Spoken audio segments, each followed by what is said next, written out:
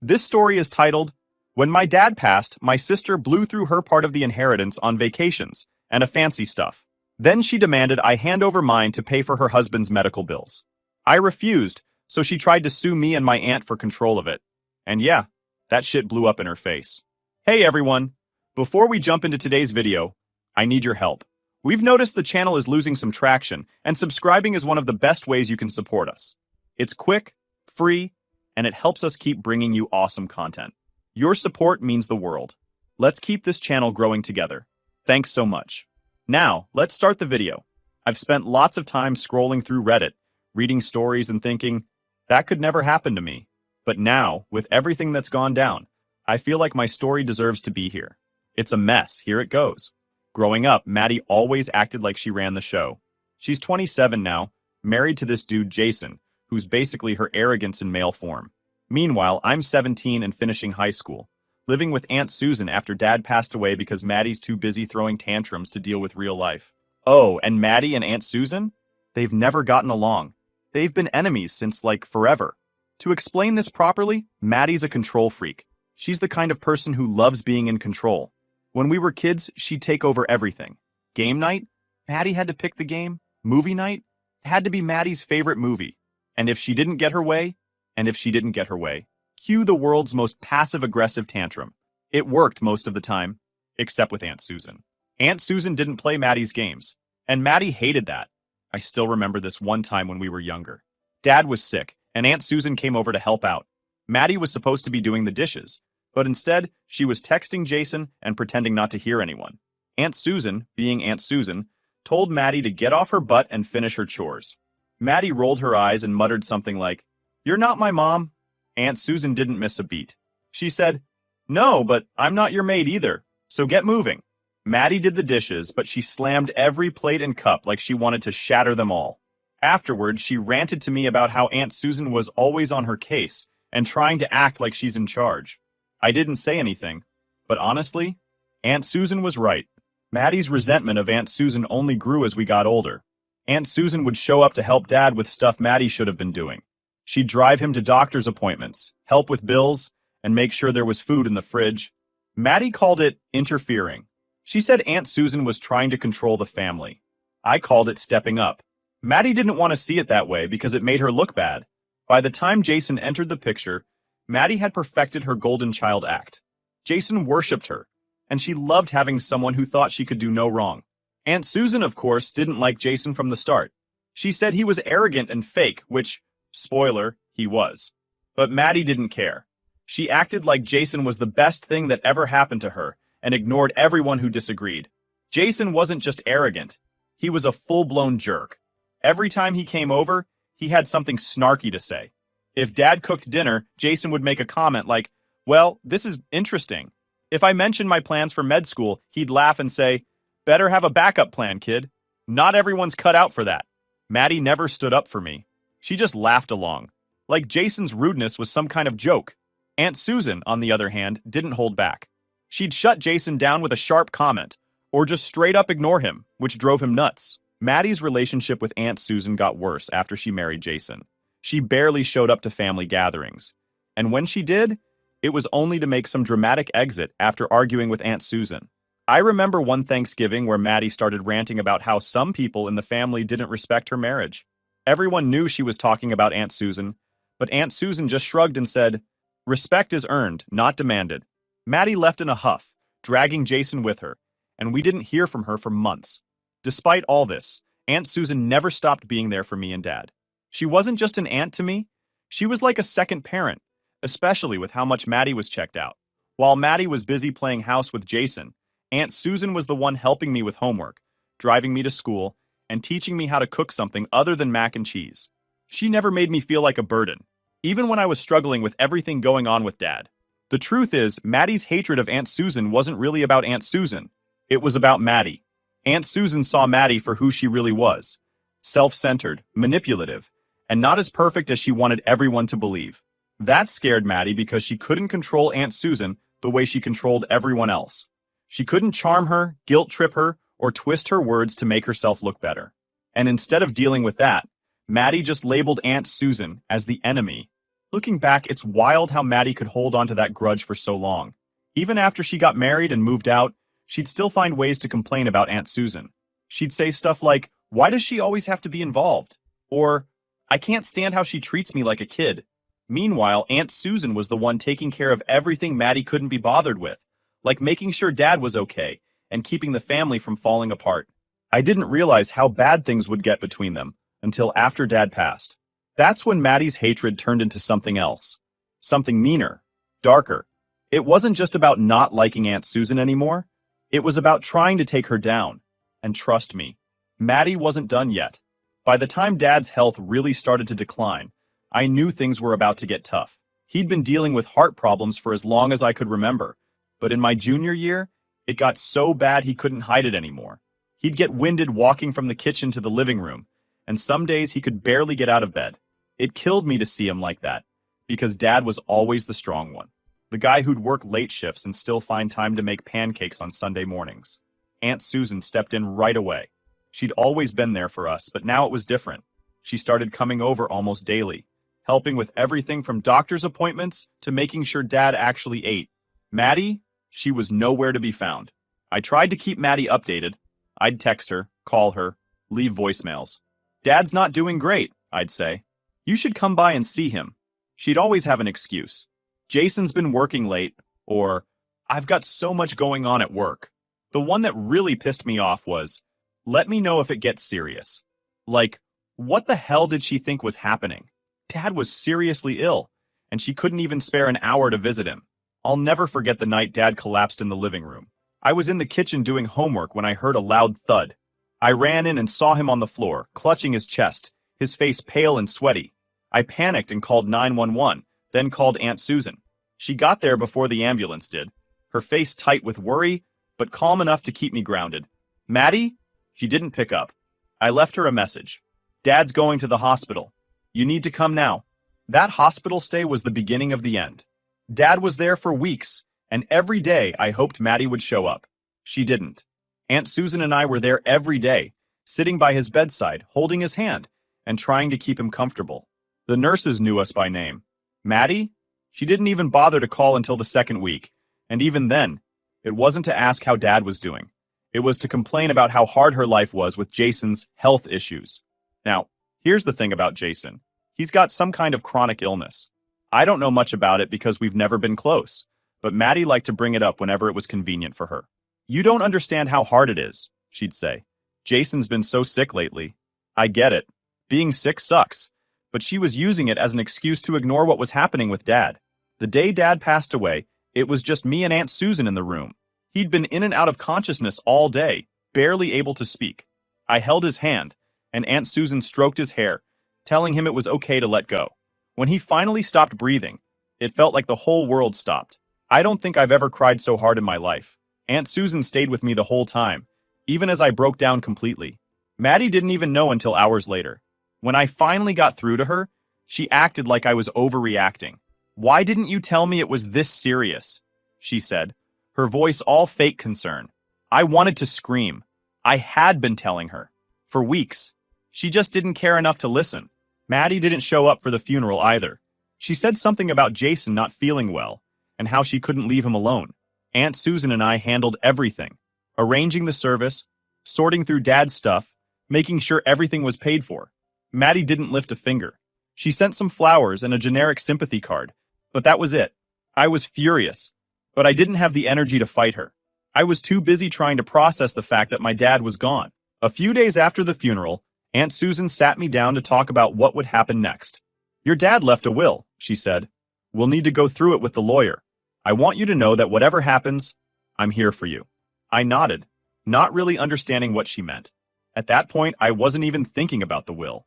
I was just trying to get through each day without falling apart. When Maddie finally did show up, she acted like nothing had happened. She waltzed into the house like it was just another day, completely ignoring the fact that she'd missed Dad's final moments and his funeral. "So what's going on with the will?" she asked, like it was no big deal. Aunt Susan just gave her a cold look and said, "We'll find out when we meet with the lawyer." It was obvious from the start that Maddie didn't care about anything except the money. She didn't ask about Dad's belongings, his photos, or anything sentimental. She just wanted to know how much she was getting. It made me sick. Aunt Susan, on the other hand, was focused on making sure everything was done the way Dad wanted. She knew how much Dad wanted me to go to med school, and she wasn't going to let Maddie ruin that. By the time we sat down with the lawyer, I was bracing myself for the worst. Maddie had already made it clear that she didn't think Aunt Susan had any right to be involved, but Dad's will said otherwise. Maddie and I were each getting half of the inheritance, but since I wasn't 18 yet, Aunt Susan was named custodian of my share. Maddie's face when she heard that, pure rage. She didn't say anything right then, but I could tell she was fuming. After the meeting, Maddie pulled me aside. "You know Aunt Susan doesn't really understand us, right?" she said, her voice all sweet and fake. "She's always been kind of cold, but we're family, and family should stick together. If you ever need help with the inheritance, just let me know." I didn't say anything, but I knew exactly what she was doing. She was trying to get me on her side because she couldn't stand that Aunt Susan was in charge. Aunt Susan wasn't having any of it. Later that day, she sat me down and said, "I know Maddie's going to try to manipulate you. Don't let her. This money is for your future, and your dad trusted me to protect it. I'm not going to let her take that away from you." I didn't fully understand what Aunt Susan meant at the time, but I trusted her. And thank God I did, because Maddie was about to turn this whole thing into a nightmare. The day we met with the lawyer to go over Dad's will was one of the most awkward days of my life. It wasn't just the sadness of losing Dad. It was knowing that Maddie was going to turn the whole thing into a circus. She strolled into the lawyer's office like she owned the place, dressed in some expensive-looking outfit that screamed, "Look at me," and didn't even bother saying hello to Aunt Susan. She just glanced at me and went, "So, what's the deal? How's this gonna work?" The lawyer, Mr. Carter, was an older guy with glasses that kept sliding down his nose. He seemed like the type who'd seen it all, which was good because Maddie wasn't exactly subtle about her intentions. He started by going through some legal stuff, but all Maddie cared about was the money. She interrupted him halfway through to ask, "Can you just skip to the part where we find out what we're getting?" Aunt Susan gave her a look that could have frozen lava, but Mr. Carter just nodded and kept it professional. "Your father's estate will be divided equally between the two of you," he said, 50% to each of you. However, since Ethan is still a minor, their share will be managed by Ms. Susan, as designated in the will, until they turn 18. I swear, you could have heard a pin drop. Maddie's smile froze on her face, and for a second, she just stared at him like she couldn't believe what she'd heard. Then, in the fakest voice possible, she said, "Oh, that makes sense. Of course Aunt Susan would be in charge. She's always so responsible." I almost laughed because Maddie couldn't have sounded less genuine if she tried. Aunt Susan didn't say anything, but I could tell she was ready for whatever nonsense Maddie was about to pull. After the meeting, Maddie cornered me in the parking lot. "Hey, just so you know," she said, leaning in like she was about to share some big secret, "you don't have to listen to Aunt Susan about everything. I mean, she's great and all, but we're siblings. We should be making these decisions together." I just nodded, not wanting to start a fight right there. But inside, I was fuming. Maddie had spent years bad-mouthing Aunt Susan, calling her controlling and overbearing, and now she was trying to act like they were best friends? It was so transparent. It was almost pathetic. Aunt Susan must have seen the look on my face when I got into her car because as soon as we pulled out of the parking lot, she asked, "What did she say to you?" "Just the usual," I said. "She thinks we should be making decisions together." Aunt Susan sighed, gripping the steering wheel a little tighter. I knew this was coming. Maddie's never been one to let something like this go. "Listen to me, Ethan. Your father trusted me to manage this money for a reason. He wanted you to have a future, to go to med school, to have the life he dreamed of for you. Don't let her guilt you into giving that up." I nodded. She was too stubborn to let something like this go without a fight. It didn't take long for Maddie to show her true colors. Over the next few weeks, she started showing up at Aunt Susan's house more often than she ever had before. This was the same Maddie who used to avoid family events if Aunt Susan was going to be there. And now she was dropping by unannounced like it was the most natural thing in the world. She'd bring pastries or flowers, acting all sweet and charming, but it was so fake it made my skin crawl. "Family is so important," she said one day while sitting in Aunt Susan's living room, sipping tea like she actually cared about anything other than herself. "We've all been through so much, and I just think we need to stick together, you know?" Aunt Susan wasn't buying it. "What do you need, Maddie?" she asked bluntly. Maddie blinked, her fake smile slipping for just a second before she recovered. "Nothing. Just wanted to check in, see how you two are doing. Is that so bad?" Aunt Susan didn't respond, and the silence was so thick you could have cut it with a knife. Eventually, Maddie stopped pretending and got straight to the point. One afternoon, she showed up at Aunt Susan's house with tears in her eyes and a sob story about Jason's health. Apparently, His chronic illness had taken a turn for the worse, and he needed surgery, expensive surgery that their insurance wouldn't fully cover. I wouldn't ask if it wasn't life or death, Maddie said, dabbing at her eyes with a tissue. But we're desperate. Jason's been so sick and I don't know what else to do. She turned to me, her eyes wide and pleading. Please, Ethan. Just a small portion of your inheritance. It would mean everything to us. I froze. I didn't know what to say. Jason's health was serious, sure, but this was my inheritance. My future. I'd been saving it for med school, for the life Dad wanted me to have. Giving it to Maddie would mean throwing all of that away. Aunt Susan stepped in before I could respond. That money is for Ethan, Maddie, she said firmly. It's not for you, and it's not for Jason. Your father made that very clear in his will. Maddie's face twisted, her fake sweetness disappearing in an instant. You've always hated me, she snapped. You've been against me since we were kids. This isn't about Dad's wishes. It's about you trying to control everything like you always do. Aunt Susan didn't even flinch. Believe whatever you want, Maddie, she said calmly. But that money isn't going anywhere. Maddie stormed out, slamming the door behind her. I thought that would be the end of it, but I should have known better. Maddie wasn't done, not by a long shot. I thought Maddie storming out of Aunt Susan's house would be the last I'd hear from her for a while, but I was wrong. Maddie doesn't give up easily, especially when she thinks she's been wronged. The thing about Maddie is, she can't stand not being in control. It eats away at her, and when she doesn't get her way, she goes all in, turning up the drama to maximum volume. What I didn't expect was how far she'd take things.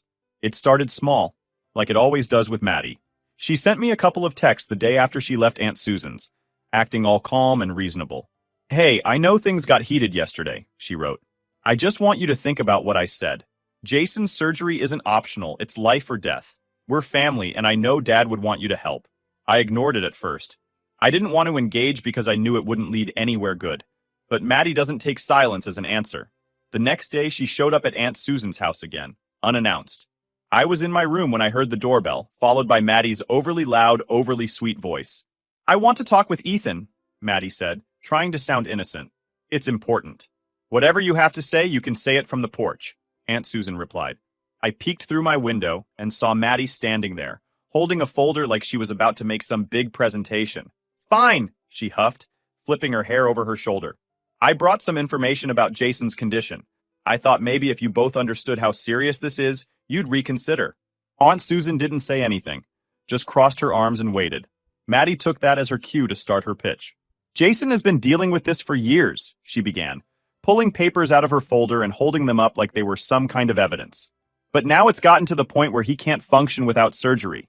The doctors say it's critical. She went on for a while, detailing how expensive the procedure was and how their insurance wouldn't cover everything. We've already put our savings into this, she said, her voice trembling. But it's not enough. I'm not asking for a handout. I'm asking for help. Just a small portion of the inheritance. It's sitting there unused, and Jason doesn't have time to wait. Aunt Susan didn't budge. Maddie, I understand that this is hard for you, but your father left that money for Ethan. It's not up for discussion. Maddie's face changed instantly. The fake sadness disappeared, replaced by pure anger. You're unbelievable, she snapped. How can you stand there and act like this is about Dad's wishes? You've always hated me. You're just using this as an excuse to punish me. That's enough, Aunt Susan said, her voice icy. You can leave now. Maddie didn't argue. She stormed off, slamming the gate behind her. But I knew this wasn't over. A few days later, Maddie tried a different approach. She started texting me directly, skipping Aunt Susan altogether. At first, it was more guilt-tripping. I can't believe you're letting Aunt Susan control your decisions like this, one message read. You're old enough to think for yourself. When that didn't work, she switched tactics. You know Jason has always supported you, right? She wrote. He was the one who said you could totally get into med school. He believes in you. I can't believe you're turning your back on him now. That one made me laugh out loud. Jason, the guy who mocked me for wanting to be a doctor, suddenly believes in me? Yeah, right. I didn't bother responding, but Maddie didn't stop. The messages kept coming, each one more desperate than the last. Then came the photo. It was a picture of Jason lying in a hospital bed, hooked up to a monitor. Maddie captioned it, "This is what you're ignoring. This is what you're letting happen." I showed it to Aunt Susan, who just shook her head. She's trying to manipulate you, she said. Don't fall for it. When the text didn't work, Maddie escalated. One evening, Aunt Susan got a call from someone she hadn't spoken to in years. Our cousin Lauren. Maddie had apparently reached out to her and spun some sob story about how Aunt Susan was hoarding my inheritance and refusing to help a dying man. Lauren called to get Aunt Susan's side of the story, and when Aunt Susan explained what was really happening, Lauren was furious. She tried to make me feel guilty for not stepping in to help, she said. What's wrong with her? It wasn't just Lauren. Over the next week, Maddie reached out to other family members, trying to rally them against Aunt Susan. She framed it like Aunt Susan was some kind of villain, keeping me under her thumb and refusing to help Jason out of spite. Most people saw through her, but a few bought into it, calling Aunt Susan to express their concern. I couldn't believe how far Maddie was willing to go. It wasn't just about the money anymore. It was about winning. She wanted to break Aunt Susan, to make her cave and give in just so Maddie could feel like she was in control. The breaking point came when Maddie showed up at Aunt Susan's house with a lawyer. She didn't warn us, didn't call ahead. She just showed up, demanding to talk. Aunt Susan answered the door but refused to let Maddie inside. What do you want now? She asked, exasperated. Maddie gestured to the lawyer beside her. I'm filing a legal petition, she said, her tone smug. You've been manipulating Ethan and mishandling the inheritance. I'm asking the court to remove you as custodian and appoint me instead. Aunt Susan didn't even blink. Good luck with that, she said, slamming the door in Maddie's face. After that, it was official. Maddie wasn't just trying to guilt me into giving her the money, she was trying to take it by force. The court date was set, and Aunt Susan and I started preparing with our lawyer, Mr. Carter. Maddie thought she had the upper hand, but she didn't realize how much evidence we had against her. She'd picked the wrong fight, and she was about to find out the hard way. When the court date was set, it felt like the calm before a storm. Maddie's legal petition accused Aunt Susan of manipulating me, mishandling the inheritance, and trying to control my life for her own benefit. It was all complete nonsense, but Maddie was banking on being able to spin her story well enough to convince the court. If she succeeded, the court would appoint her as my guardian, giving her control of the inheritance until I turned 18. She wasn't asking for part of the money. She wanted all of it. Aunt Susan wasn't rattled. She'd been through enough of Maddie's games over the years to know how to stay calm under pressure. We worked closely with Mr. Carter, our lawyer, gathering every piece of evidence we could to show the truth about Maddie's motives. Maddie arrived at court with her lawyer and Jason in tow. He looked out of place, sitting in the back of the courtroom with a scowl on his face like he'd rather be anywhere else. Maddie, on the other hand, was in her element. She walked in like she was the hero of some dramatic story, all fake confidence and exaggerated concern. Her lawyer started by painting her as the caring sister, someone who only wanted what was best for me. My client's sole intention is to protect her brother, the lawyer said. She is deeply concerned about the influence Miss Susan has over him and believes that the inheritance is not being managed in his best interest. I could feel my blood boiling as I listened. Maddie hadn't cared about me or Dad for years, and now she was pretending to be my savior? Aunt Susan must have noticed my clenched fists, because she gave me a small nudge, silently telling me to stay calm. When it was our turn, Mr. Carter dismantled Maddie's argument piece by piece. He started with the bank records, which clearly showed that Aunt Susan hadn't touched a single cent of my inheritance. The funds are being held in a custodial account, as outlined in the will, Mr. Carter explained. There is no evidence of mismanagement or improper influence. Then came the part that completely flipped the narrative. Maddie's financial records. Mr. Carter had filed a request for them as part of the case, and the results were exactly what we expected. Maddie had blown through her half of the inheritance in just 6 months. There were charges for a brand new SUV, high-end kitchen appliances, luxury vacations, and countless other unnecessary expenses. It painted a clear picture of someone who was financially irresponsible and desperate. Finally, Mr. Carter presented the text messages and voicemails Maddie had sent me over the past few weeks. The court listened as her voice echoed through the room, pleading, demanding, and even threatening. "You're sitting on all this money while my husband is dying," one voicemail said. "If you don't help, you're going to regret it." The judge's expression hardened as the evidence piled up. Maddie squirmed in her seat, her confidence slipping with every passing minute. Iberdirabia. When it was my turn to speak, I stood up and took a deep breath. This was my chance to tell the truth, and I wasn't going to waste it. "Your Honor," I began, "this case isn't about protecting me or my inheritance. It's about my sister refusing to take responsibility for her own choices. Maddie received the exact same inheritance I did, half of everything my dad worked his whole life to leave us. She spent her share on luxury items and vacations, and now she's trying to take what's left of mine to fix her mistakes. I glanced over at Maddie, who was glaring at me with a mix of anger and disbelief, but I didn't stop. Over the past few weeks, Maddie has harassed me with messages, tried to guilt me into giving her money, and even involved other family members in an attempt to pressure me. She's not here to protect me. She's here because she wants control. My aunt, on the other hand, has done nothing but support me. She's been there every step of the way, making sure I stay on track for med school and honoring my dad's wishes. If it weren't for her, I wouldn't even be here today. I sat down, my hands shaking slightly, but I felt a weight lift off my shoulders. I'd said everything I needed to say, and there was no taking it back. When Maddie got her chance to respond, she doubled down on her sob story. "I've always cared about my brother," she said, tears streaming down her face. "I just want what's best for him. Jason's surgery is life or death, and I thought this family could come together to help. I didn't expect this kind of hostility. It was all so fake it made my skin crawl." Maddie had spent years treating Aunt Susan like an enemy, and now she was trying to frame herself as the victim. But the evidence was stacked against her, and it was clear the judge wasn't buying it. After reviewing everything, the judge delivered the verdict. The evidence clearly shows that Ms. Susan has acted responsibly in her role as custodian of the inheritance. Furthermore, the petitioner's financial history and personal communications reveal a motive that is self-serving rather than protective of the respondent's interests. The petition is dismissed. Maddie's face turned bright red. Her jaw clenched so tightly I thought she might break a tooth. But the judge wasn't done. This court will also investigate whether the petitioner's claims and submitted evidence constitute perjury or fraud. If found guilty, there will be consequences. After reviewing, she was found guilty of filing false claims and trying to commit fraud, and the consequences hit her hard. They fined her for wasting court resources, ordered her to go to counseling to deal with her manipulative behavior, and slapped her with a restraining order to keep her away from me and my aunt. I could barely contain my relief. Aunt Susan gave my shoulder a small squeeze, and for the first time in weeks, I felt like I could breathe again. As we left the courtroom, Maddie tried to catch up to us, but Aunt Susan shut her down with a single look. "We're done here," she said firmly. Maddie stopped in her tracks, her hands balled into fists, but she didn't say anything. She knew she'd lost. Jason stayed silent the whole time, probably realizing there was no way to talk his way out of this mess.